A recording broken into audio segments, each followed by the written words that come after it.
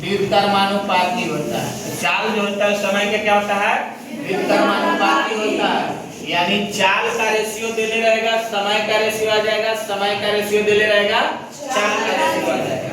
तो यहाँ पर डाउन स्पीड और अप स्पीड। डाउन स्पीड मतलब धारा की दिशा में, अप स्पीड मतलब क्या, धारा के विपरीत में। तो यहाँ समय दिया हुआ है दोनों का, दूरी समान है 50-50 किलोमीटर, समय का रेशियो है, इधर जो समय लगता है इसकी अपेक्षा क्या अब प्रतिकूल जाने में दुगना समय न लगता है।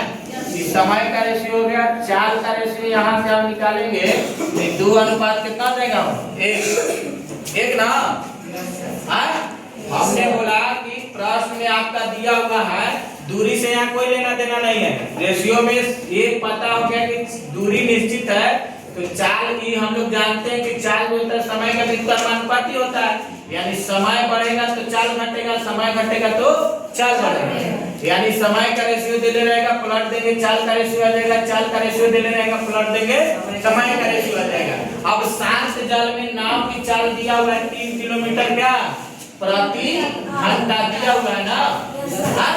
और इधर हम लोग को शांत जल में चाल नहीं दिया है, शांत धारा के अनुकूल और धारा के प्रतिकूल चाल मालूम है।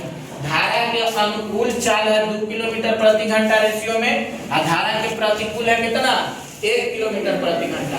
तो हम लोग ने अभी सीखे हैं कि धारा के शांत जल में खाली चाल निकालना होगा, तो दोनों को जोड़ के कैसे भाग, 2 से भाग ना।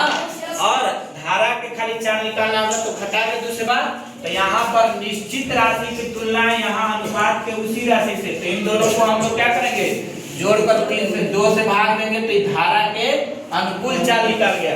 अब गुना, अब धारा के अनुकूल निकालना है तो इसलिए कैसे गुना, 2 से गुना। धारा के अनुकूल चाल तो ये ना है, 2 से गुना कर देंगे। अब इसको हल कर देंगे, वही हमारा आंसर हो जाएगा 3/3। आई 2 ऊपर जाएगा 2 और गुने 2, 3 से 3 खत्म, यानी 4 किलोमीटर प्रति घंटा। ठीक है, तो आगे हम लोग देखेंगे फिर।